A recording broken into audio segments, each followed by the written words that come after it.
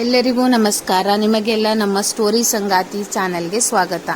ನಿಮಗೆ ನಮ್ಮ ಕತೆ ಇಷ್ಟ ಆಗಿದ್ದರೆ ಶೇರ್ ಮಾಡಿ, ಲೈಕ್ ಮಾಡಿ ಮತ್ತು ಸಬ್ಸ್ಕ್ರೈಬ್ ಮಾಡಿ. ಬೆರೆತರ ದೇಗಳು ಭಾಗ 21. ತನ್ವಿ ನಿಧಾನವಾಗಿ ಕ್ಯಾಬಿನ್ನಿಂದ ಹೊರಗೆ ಹೋಗುತ್ತಾಳೆ. ಅವಳಿಗೆ ಕ್ಷಣದಿಂದ ಕ್ಷಣಕ್ಕೆ ಜ್ವರ ಹೆಚ್ಚಾಗುತ್ತಿತ್ತು. ಆದರೂ ಅದನ್ನು ತಾನು ತೋರಿಸಿಕೊಳ್ಳಬಾರದು ಎಂದು ಎಲ್ಲಾ ಶಕ್ತಿಯನ್ನು ಒಟ್ಟುಗೂಡಿಸಿ ನಿಧಾನವಾಗಿ ಮೈತ್ರಿಯ ಜೊತೆ ತನ್ನ ಚೇರ್ ಹತ್ತಿರ ಹೋಗುವಳು. ಸಮನ್ಯು ಅವಳು ಹೋಗುವವರೆಗೂ ನೋಡುತ್ತಾ ನಿಲ್ಲುತ್ತಾನೆ. ಅವನ ಕೈಗಳು ಇನ್ನೂ ನಡುಗುತ್ತಿದ್ದವು. ತನ್ವಿಯ ಬಿಸಿಯಾದ ದೇಹದ ಸ್ಪರ್ಶ ಇನ್ನೂ ಅವನ ಕೈಯಲ್ಲೇ ಇತ್ತು. ಅವನಿಗೆ ಅದೇನೋ ಹೊಸ ಭಾವನೆ. ಮೊದಲ ಬಾರಿ ಒಂದು ಹುಡುಗಿಯನ್ನು ಅಷ್ಟು ಹತ್ತಿರದಿಂದ ನೋಡಿದ್ದನು ಮತ್ತು ಸ್ಪರ್ಶ ಮಾಡಿದ್ದನು. ಇಲ್ಲಿಯವರೆಗೆ ಅವನಿಗೆ ಈ ರೀತಿಯ ಭಾವನೆ ಯಾರ ಮೇಲೂ ಬಂದಿರಲಿಲ್ಲ. ಅದು ಅವನಿಗೂ ತಿಳಿದಿರಲಿಲ್ಲ.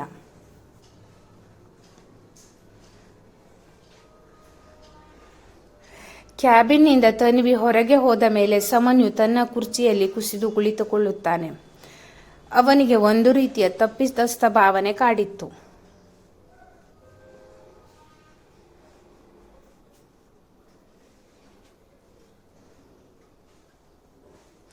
ಸಮನ್ಯು ಮನಸ್ಸಿನಲ್ಲಿ ಯೋಚಿಸುವನು, ನಾನು ಏನು ಮಾಡಿದೆ? ಒಬ್ಬ ಹುಡುಗಿ ಜ್ವರದಲ್ಲಿ ಸುಡುತ್ತಿದ್ದಾಳೆ. ನಿಲ್ಲಲು ಕೂಡ ಆಗುತ್ತಿಲ್ಲ. ಅಷ್ಟೊಂದು ನಡುಗುತ್ತಿದ್ದಾಳೆ.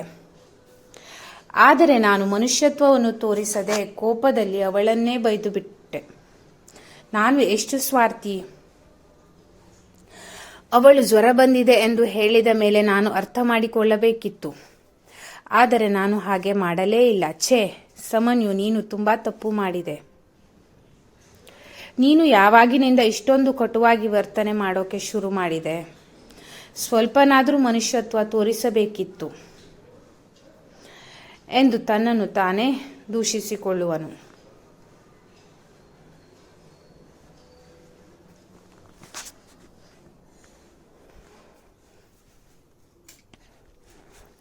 ಅವನಿಗೆ ತನ್ವಿಯ ಆ ಕ್ಷೀಣವಾದ ಧ್ವನಿ, ಸರ್, ಸಾರಿ ಸರ್ ಎಂಬ ಮಾತುಗಳು ಮತ್ತೆ ಮತ್ತೆ ಕಿವಿಯಲ್ಲಿ ಗುಯ್ಗುಡುತ್ತಿತ್ತು.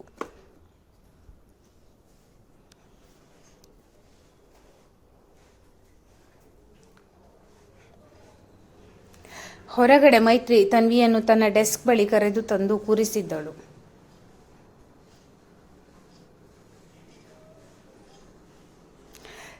ಮೈತ್ರಿ ಸ್ವಲ್ಪ ಕೋಪದಿಂದಲೇ, ತನ್ವಿ, ನಿನಗೆ ಎಷ್ಟು ಜ್ವರ ಇದೆ ಅಂತ ಗೊತ್ತಾ? ಮುಟ್ಟಿದರೆ ಕೈ ಸುಡುತ್ತೆ. ಯಾಕೆ ಬಂದೆ ಇವತ್ತು? ಫೋನ್ ಮಾಡಬೇಕಿತ್ತು ತಾನೆ? ನೀನು ನನಗೆ ಇನ್ಫಾರ್ಮ್ ಮಾಡಿದರೆ ನಾನು ಸಮನ್ಯು ಸರ್ ಬಳಿ ಹೇಳುತ್ತಿದ್ದೆ. ನೋಡು ಈಗ ಹೇಗಾಗಿದೆ ಅಂತ. ಇಷ್ಟೊಂದೆಲ್ಲ ಕಷ್ಟಪಡುವ ಅಗತ್ಯ ಇತ್ತಾ? ಸರಿಯಾಗಿ ನಿಲ್ಲೋಕ್ಕೂ ನಿನಗೆ ಕಷ್ಟ ಆಗ್ತಾ ಇದೆ.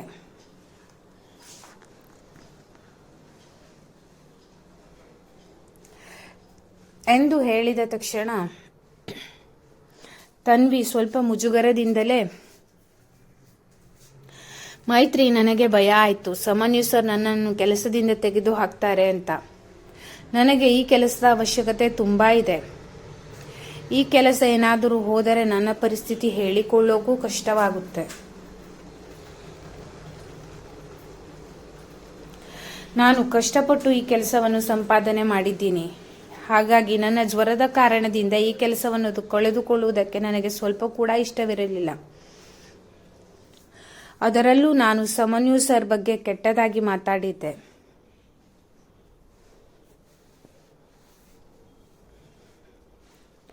ಎಂದು ನಿನ್ನೆ ನಡೆದ ಘಟನೆಯನ್ನು ಮೈತ್ರಿಗೆ ಹೇಳುವಳು.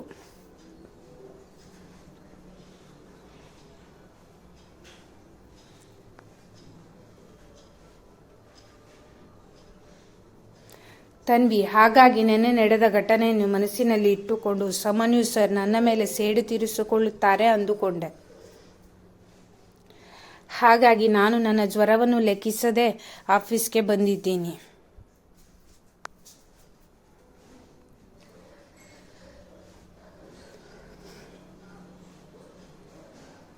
ಎಂದು ಹೇಳಿದವಳ ಮಾತನ್ನು ಕೇಳಿ ಮೈತ್ರಿ ತಲೆಯನ್ನು ಚಚ್ಚಿಕೊಳ್ಳುತ್ತಾ,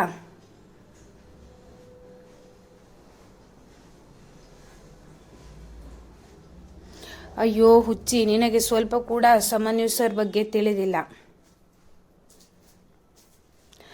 ಅವರು ಹೊರಗಡೆ ಸ್ಟ್ರಿಕ್ಟ್ ರೀತಿ ಕಾಣಿಸಬಹುದು, ಆದರೆ ಒಳಗಡೆ ತುಂಬಾ ಒಳ್ಳೆಯವರು.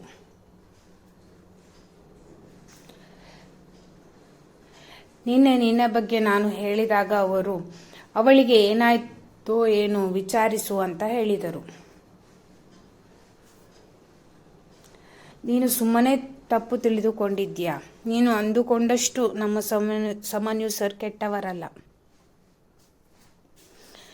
ಈ ಮಾತನ್ನು ಕೇಳಿ ತನ್ವಿಗೆ ಇನ್ನಷ್ಟು ಅಳುವು ಬರುತ್ತದೆ. ಅವಳು ತಲೆ ತಗ್ಗಿಸಿ ಅಳಲು ಶುರು ಮಾಡುತ್ತಾಳೆ.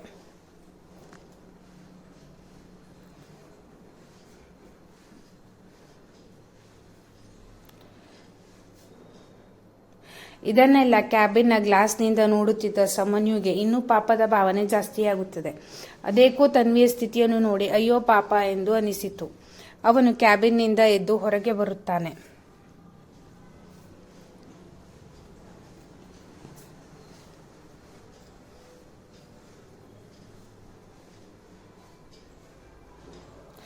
ಎಲ್ಲ ಸ್ಟಾಫ್ ಅವನನ್ನು ನೋಡಿ ಸುಮ್ಮನಾಗುತ್ತಾರೆ. ಸಮನ್ಯು ಗಂಭೀರವಾಗಿ ಮೈತ್ರಿ ಬಳಿಗೆ ಬಂದು, ಮೈತ್ರಿ, ತನ್ವಿ ಈಗ ಆಟೋದಲ್ಲಿ ಹೋಗುವ ಸ್ಥಿತಿಯಲ್ಲಿ ಇಲ್ಲ. ಅವಳಿಗೆ ತುಂಬಾ ಸುಸ್ತಾಗಿದೆ. ನೀನು ಒಂದು ಕೆಲಸ ಮಾಡು. ನಾನು ಈಗಾಗಲೇ ಕ್ಯಾಬ್ ಬುಕ್ ಮಾಡಿದ್ದೀನಿ. ಇನ್ನೊಂದೆರಡು ನಿಮಿಷದಲ್ಲಿ ಅದು ಬರುತ್ತದೆ. ನೀನು ಕೂಡ ಅವಳ ಜೊತೆ ಹೋಗಿ ಅವಳನ್ನು ಮನೆಗೆ ಡ್ರಾಪ್ ಮಾಡಿ ಬನ್ನಿ. ಮತ್ತೆ ನೀವು ಆಫೀಸ್ಗೆ ಬರೋದು ಬೇಡ. ಆಫೀಸ್ ಕೆಲಸವನ್ನೆಲ್ಲ ನಾನು ನೋಡಿಕೊಳ್ಳುತ್ತೇನೆ. ಹಾಗೆ ಅವರು ಸರಿಯಾಗಿ ಮಾತ್ರೆ ಎಲ್ಲ ತಗೊಂಡ್ರಾ ಅಂತ ವಿಚಾರಿಸಿ ಬನ್ನಿ. ಮನೆಯಲ್ಲಿ ಯಾರಿದ್ದಾರೆ ಅಂತ ನೋಡಿ ಅವರಿಗೆ ಇನ್ಫಾರ್ಮ್ ಮಾಡಿ ಬನ್ನಿ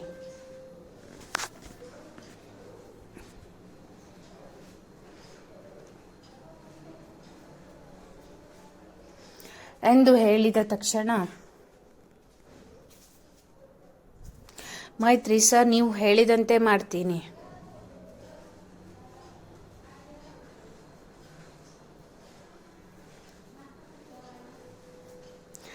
ತನ್ವಿ ಕ್ಷೀಣವಾದ ದನಿಯಲ್ಲಿ, ಬೇಡ ಸರ್, ಸುಮ್ಮನೆ ಮೈತ್ರಿಗೆ ಯಾಕೆ ತೊಂದರೆ? ನಾನು ಒಬ್ಬಳೇ ಮನೆಗೆ ಹೋಗ್ತೀನಿ. ನನ್ನಿಂದಾಗಿ ನಿಮಗೆ ಕೂಡ ತೊಂದರೆ.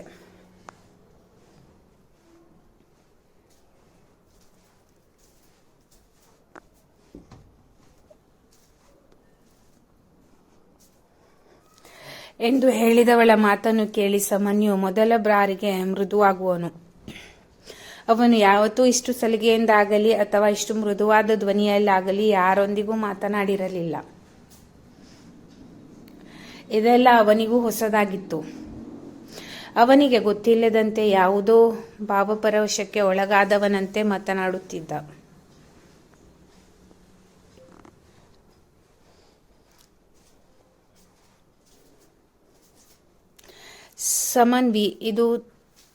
ಸಮನ್ಯು, ತನ್ವಿ, ಇದು ಆರ್ಡರ್ ಅಲ್ಲ, ರಿಕ್ವೆಸ್ಟ್.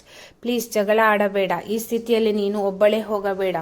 ನಿನ್ನ ಸ್ಥಿತಿಯನ್ನು ನೋಡಿದರೆ ಗೊತ್ತಾಗುತ್ತೆ ನಿನಗೆ ಜ್ವರದಿಂದ ಎಷ್ಟೊಂದು ಆಯಾಸವಾಗಿದೆ ಅಂತ. ಒಬ್ಬಳೇ ಹೋದರೆ ಮಧ್ಯದಾರಿಯಲ್ಲಿ ಏನಾದರೂ ತೊಂದರೆ ಆದರೆ ಏನು ಮಾಡ್ತೀಯಾ? ಸುಮ್ಮನೆ ರಿಸ್ಕ್ ಬೇಡ. ಮೈತ್ರಿ ಜೊತೆ ಹೋಗು, ಅವಳಿಗೆ ಏನೂ ತೊಂದರೆ ಇಲ್ಲ. ನಿನ್ನನ್ನು ನಿನ್ನ ಮನೆಗೆ ಡ್ರಾಪ್ ಮಾಡಿ ಅವಳು ಕೂಡ ಮನೆಗೆ ಹೋಗ್ತಾಳೆ.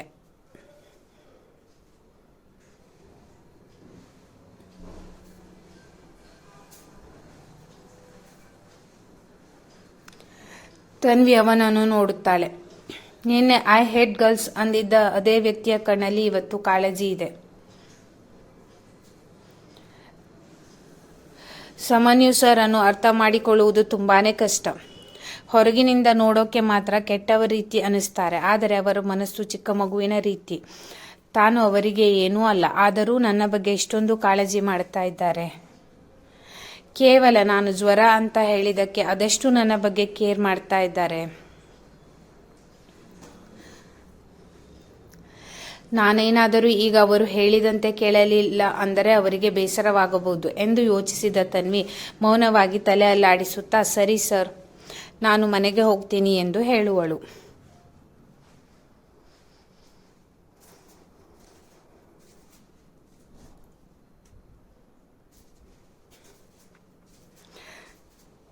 ಮೈತ್ರಿ ತನ್ವಿಯನ್ನು ಹಿಡಿದು ಕೆಳಗೆ ಕರೆದುಕೊಂಡು ಹೋಗುತ್ತಾಳೆ. ಸಮನ್ಯು ಕೂಡ ಕ್ಯಾಬ್ ಬರುವವರೆಗೆ ಅಲ್ಲೇ ನಿಂತು ಅವರನ್ನು ಕ್ಯಾಬ್ನಲ್ಲಿ ಕೂರಿಸಿ ಅವರು ಹೋದ ನಂತರ ಆಫೀಸ್ ಒಳಗೆ ಬಂದು ತನ್ನ ಕ್ಯಾಬಿನ್ಗೆ ಹೋಗುವನು. ಆಫೀಸ್ನಲ್ಲಿ ಪಿಸು ಪಿಸು ಶುರುವಾಗುತ್ತದೆ. ಸ್ಟಾಫ್ 1: ನೋಡಿದ್ಯಾ, ಸಮನ್ಯು ಸರ್ ಯಾರಿಗೂ ತೋರಿಸದಷ್ಟು ಕಾಳಜಿಯನ್ನು ಈಗ ತಾನೇ ಬಂದಿರುವ ಹೊಸ ಹುಡುಗಿ ತನ್ವಿಗೆ ತೋರಿಸುತ್ತಿದ್ದಾರೆ. ಹುಡುಗಿಯರನ್ನು ಕಂಡರೆ ಆಗದ ಸಮನ್ಯು ಸರ್ ಅವರೇ ಕ್ಯಾಬ್ ಕೂಡ ಬುಕ್ ಮಾಡಿ ಕಳಿಸಿದ್ದಾರೆ.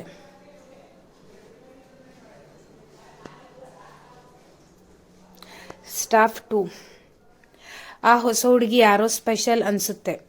ದೊಡ್ಡವರ ವಿಷಯ ನಮಗೆ ಯಾಕೆ ಹೇಳು.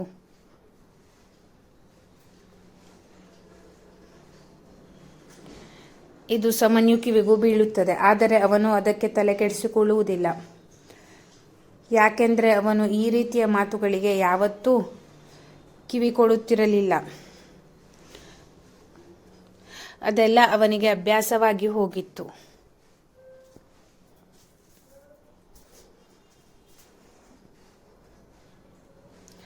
ಸರಿಸುಮಾರು ಸಂಜೆ 7 ಗಂಟೆ. ಸಮನ್ಯು ತನ್ನ ರೂಮಿನಲ್ಲಿ ಕಾಲು ಸುಟ್ಟ ಬೆಕ್ಕಿನಂತೆ ಓಡಾಡುತ್ತಿದ್ದ. ಅವನಿಗೆ ಪದೇ ಪದೇ ತನ್ವಿ ನೆನಪಾಗುತ್ತಿದ್ದಳು. ಅವಳ ಜೊತೆ ಮಾತನಾಡಬೇಕು, ಅವಳ ಆರೋಗ್ಯದ ಬಗ್ಗೆ ವಿಚಾರಿಸಬೇಕು ಎಂದೆಲ್ಲ ಅವನಿಗೆ ಅನಿಸುತ್ತಿತ್ತು. ಆದರೆ ಅವಳ ಫೋನ್ ನಂಬರ್ ಅವನ ಬಳಿ ಇರಲಿಲ್ಲ. ಹಾಗಾಗಿ ಅವನಿಗೆ ಏನು ಮಾಡಬೇಕು ಎಂದೇ ತೋಚುವುದಿಲ್ಲ.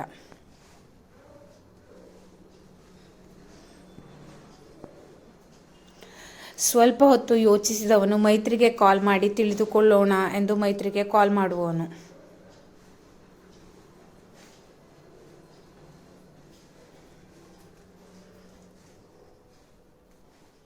ಸಮನ್ಯು: ಮೈತ್ರಿ, ತನ್ವಿ ಮನೆಗೆ ಸೇಫ್ ಆಗಿ ತಲುಪಿದ್ದಾಳ. ಅವಳ ಆರೋಗ್ಯ ಈಗ ಹೇಗಿದೆ? ಅವಳ ಮನೆಯಲ್ಲಿ ಯಾರಿದ್ದರು? ನೀನು ಸರಿಯಾಗಿ ಎಲ್ಲ ಹೇಳಿ ಬಂದಿದ್ದೀಯಾ?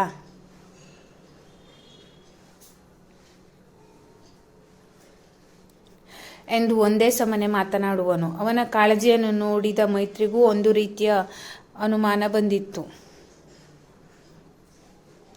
ಯಾರಿಗೂ ಇಷ್ಟೊಂದು ಕಾಳಜಿ ತೋರಿಸಿದ ಸಮನ್ಯು ಸರ್ ಈ ದಿನ ಯಾಕೆ ತನ್ವಿಯ ಬಗ್ಗೆ ಇಷ್ಟೊಂದು ಕಾಳಜಿ ಮಾಡ್ತಾ ಇದ್ದಾರೆ ಎಂದು ಯೋಚಿಸಿ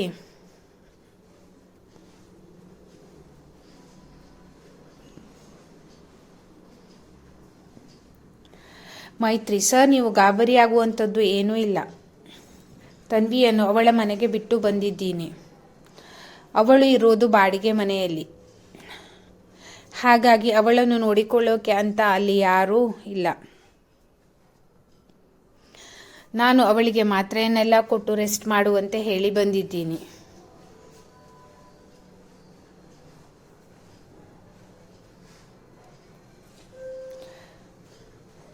ಎಂದು ಹೇಳಿದ ತಕ್ಷಣ ಸಮನ್ಯುಗೆ ತನ್ವಿಯನ್ನು ಒಂದೇ ಒಂದು ಬಾರಿ ಮಾತನಾಡಿಸಬೇಕು ಎಂದು ಅನಿಸಿತ್ತು.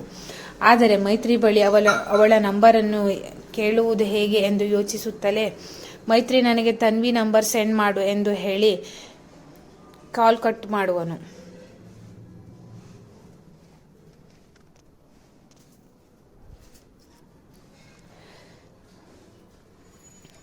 ಆದರೆ ಮೈತ್ರಿಗೆ ಸಮನ್ಯು ಸರ್ ವರ್ತನೆ ವಿಚಿತ್ರವೆಂದು ಅನಿಸಿತು. ಯಾವತ್ತೂ ಯಾರ ಮೇಲೆಯೂ ಇಷ್ಟೊಂದು ಕಾಳಜಿ ಮಾಡದ ಸರ್ ಈ ದಿನ ಮಾತ್ರ ಯಾಕೆ ಇಷ್ಟೊಂದು ಕಾಳಜಿ ಮಾಡ್ತಾ ಇದ್ದಾರೆ ಎಂದು ಅನಿಸಿತು. ಆದರೆ ತಾನು ಇದನ್ನು ಕೇಳಿದರೆ ಖಂಡಿತ ಸಮನ್ಯು ಸರ್ ತನ್ನ ಮೇಲೆ ಕೋಪ ಮಾಡಿಕೊಳ್ಳಬಹುದು ಎಂದು ಯೋಚಿಸಿ ಅವರು ಹೇಳಿದಂತೆ ತನ್ವಿಯ ನಂಬರನ್ನು ಅವರಿಗೆ ಸೆಂಡ್ ಮಾಡುವಳು.